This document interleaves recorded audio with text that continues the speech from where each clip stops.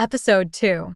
Tabitha was the alpha's daughter, and her brother Darian was next in line for the alpha position.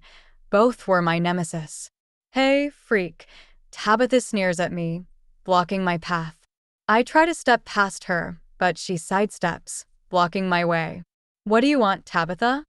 We used to be friends until everyone found out I had no wolf. Then I became the school's laughingstock. "Oh, nothing, just came to give you the proper send-off," she says, and my brows furrow. "What do you mean?" I ask, shaking my head, not understanding what she is talking about. Her blue eyes brighten maliciously, her lips pulling up in a taunting smile. One I knew too well. Usually, it meant something awful. The words leaving her lips next proved as much. "You haven't heard? My father has banished you from the pack, so I thought I would come to see you. Say my goodbyes to the unwanted beta's daughter," she says, and Bianca and Maril laugh at her not-so-funny joke. Jeez, those girls were just as stupid as they looked.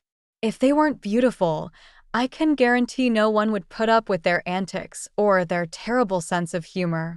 I felt something wet and cold run down my face just as the office door burst open.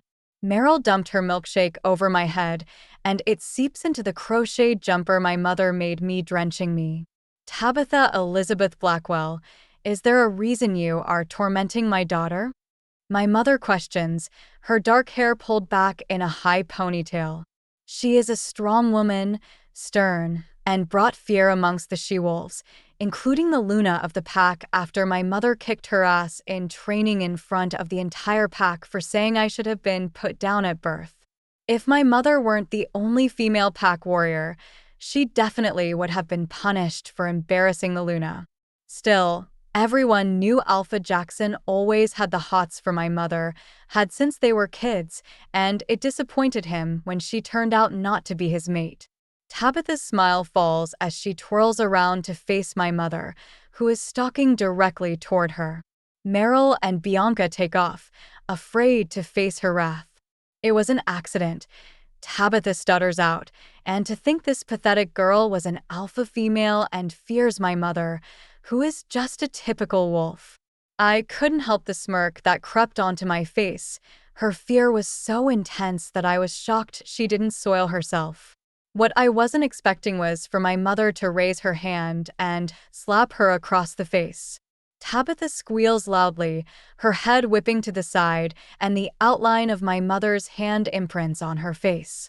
I cover my mouth with my hands. Shit, Alpha Jackson was going to kill her now. She just struck the Alpha's daughter.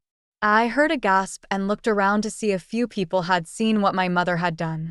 My mother stared them down, daring them to say something to her. "Mom," I gasp in shock. Tabitha tucks her tail and runs off crying. "I have always wanted to put that mud in her place," my mother says before gripping my arms. "Why do you put up with it?" she says, grabbing my hands and raising them in front of me. "You are trained better than any of these little shits here. You may not have a wolf, but that has never stopped you from kicking their asses in training. I trained you. Your father trained you. Use these. They are beneath you. You just need to see it," she says. I shook my head, knowing it would just worsen my torment, and my hands were no good against a shifted wolf. Full story is available at novelpalace.com. Click the link in the comment section to get it free.